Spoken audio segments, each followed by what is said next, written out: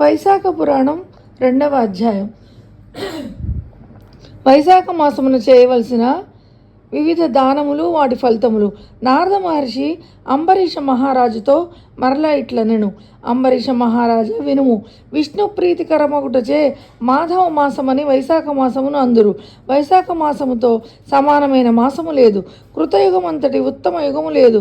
వేద సమానమైన శాస్త్రము లేదు. గంగాజలమునకు సాటియకు తీర్థ జలము లేదు.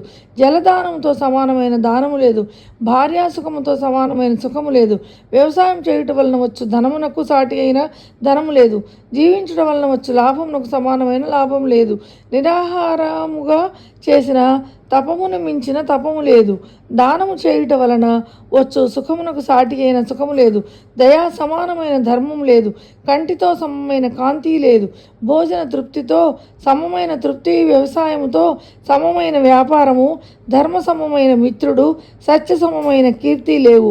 ఆరోగ్యంతో సమానము అభివృద్ధి, శ్రీ మహావిష్ణు సముడైన రక్షకుడు వైశాఖ మాసమైన మాసము లేవని కవులు వర్ణించుచున్నారు.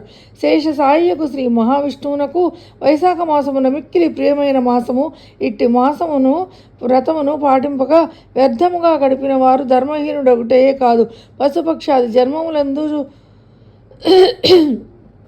వైశాఖ మాస వ్రతమును పాటింపని వాడు చెరువులు తవ్వించుట, యజ్ఞయాగాదులను చేయుట మున్న వారిని ఎన్ని ధర్మకార్యాలను చేసినను వైశాఖ మాస వ్రతమును పాటింపనిచో ఇవన్నీ వ్యర్థములగుచున్నవి. వైశాఖ వ్రతమును పాటించు వానికి అర్పితములు కావించి భక్షించి ఫలాదులకును శ్రీ మహావిష్ణు సాయుధ్యము కలుగును. అధిక ధనవ్యయము చేయు వ్రతములు ఎన్నో ఉన్నవి. అట్లే శరీరమునకు క్లేశమును కలిగించు వ్రతములు ఎన్నో ఉన్నవి. ఆ వ్రతములన్నీ తాత్కాలిక ప్రయోజనములే కలిగించును.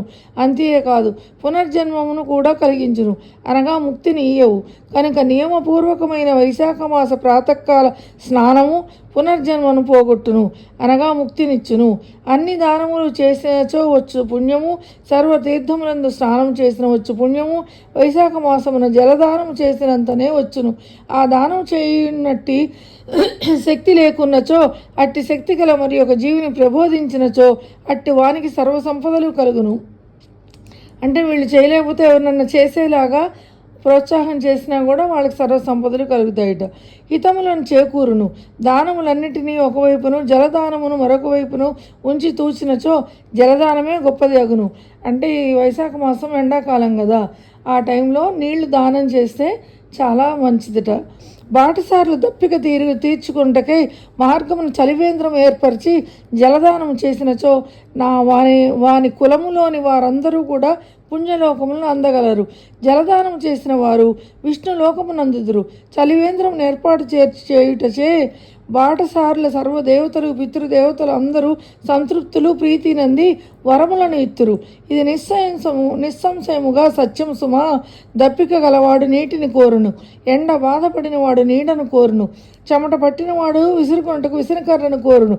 కావున వైశాఖ మాసమున కుటుంబ సహితుడైన బ్రాహ్మణునకు జలమును అంటే నీరుగల చెంబును, గొడుగును, విసనకర్రను దానమియ్యవలెను. నీటితో నిండిన కుంభమును దానమియ్యవలెను. ఇట్లు దానము చేయని వాడు చాతకమను పక్షి భూస్పర్శగల నీటిని త్రాగిన చనిపోవును. కావున మబ్బు నుండి పడుచున్న నీటి బొట్టులను కింద పడకుండా ఆకాశముననే తాగి బతుకుంటుందట. ఆ నీరే దానికి జీవనాధారమైనవి ఆహారమని కవులు వర్ణిస్తారట. అది చాతక పక్షి జన్మించును. దప్పిక గలవానికి చల్లని నీటినిచ్చి ఆదరించిన వాణ్ణి కొన్ని రాజసూయ యాగములు చేసినంత పుణ్యఫలము కలుగును. ఎండకు వచ్చిన వానికి విసనకర్రతో విసిరి ఆదరించిన వాడు పక్షిరాజై త్రిలోక సంచార లాభమునందును. అట్లు జలము నీయని వారు బహువిధములైన వాతరోగములు పొంది పీడితులగుదురు. ఎండకు వచ్చిన వానికి విసరుటకు విసనకర్ర లేనిచో పై బట్టతో అంటే ఉత్తరీయంతో అయినా సరే విసిరినవాడు పాప విముక్తుడై విష్ణు సాయుధ్యమును పొందును. పరిశుద్ధమైన మనస్సుతో భక్తితో తాటియాకు విసనకర్రనిచ్చినను సర్వపాప విముక్తుడై బ్రహ్మలోకమునందును. అలసటను వెంటనే పోగొట్టునట్టి విసనకర్ర నీయని వాడు నరలోక బాధలనంది భూలోకమున పాపాత్ముడై జన్మించును. గొడుగును దానం చేసినచో అది భౌతిక ఆధ్యాత్మిక దుఃఖములను నశించును. విష్ణుప్రియమైన వైశాఖమున గొడుగు దానమీయని వాడు నిలువ నీడలేని వాడే పిశాచి అయి బాధపడును. వైశాఖ మాసమున పాదుకులను దానమిచ్చినవాడు యమదూతలను తిరస్కరించి విష్ణులోకమును చేరును, మరియు ఇహలోకమున బాధలను పొందడు, సర్వసుఖములను పొందును. చెప్పులు లేక బాధపడు వానికి చెప్పులు లేవని అడిగిన వానికి చెప్పులను దానము చేసిన వాడు బహుజన్మలలో రాజగును. నిరాధారులకు బాటసారులకు ఉపయోగించినట్లుగా అలసట తీర్చినట్లుగా మండపము మున్నగు వాణిని నిర్మించిన వారిని పుణ్య పరిమాణమును బ్రహ్మయని బ్రహ్మయు కూడా చెప్పజాలడు.